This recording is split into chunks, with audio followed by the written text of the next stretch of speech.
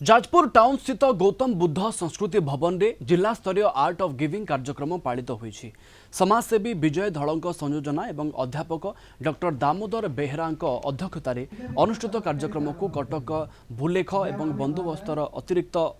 आयुक्त अक्षय कुमार मल्लिक उद्घाटन करथिले। जाजपुर जिला अतिरिक्त एसपी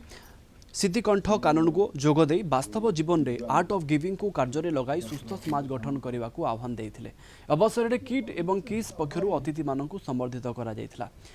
परिशेष चलित मैट्रिक परीक्षा जिले में कृतित्व अर्जन कर 3 जन छात्र छात्री नर्सिंग रे टपर होता स्वप्ना सरुणी त्रिपाठी कारगिल युद्ध में लड़ी अवसर प्राप्त सेना कर्मचारी रवींद्रनाथ जेना को अतिथि माने संबर्धित करते कलिंग टीवी प्रतिनिधि अविनेश्वर शतपथी स्वागत भाषण प्रदान करथिबा बेले अन्यतम प्रतिनिधि देवाशीष साहू अतिथि मानक मंच को आमंत्रित करते विश्वजित कर धन्यवाद अर्पण करते कार्यक्रम को किट और किस कर्मचारी माने परिचालना करते। डॉक्टर अच्युत नाम जो कार्यक्रम कर सारा देश सारा राज्य आम जिले में कार्यक्रम करम मध्य बहुत प्रेरणा दूसरी आम मान उत्साह सृष्टि करें मनुष्य हिसाब से आम पाखर समस्त केमी सेवा दे पार समस्त सुख दुख भागी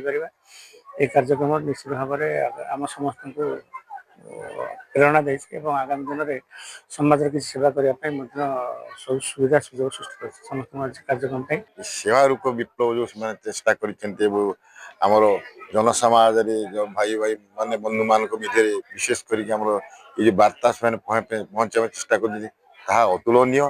ये जो कार्यक्रम चली जनमानस को निश्चित उद्बोधित कर प्रेरणादायक। डॉक्टर सामंत जो कार्यक्रम रखिंट सारा विश्व में यू कोटि कोटि नमस्कार हो 13 वर्ष है कार्यक्रम चालू रखिंट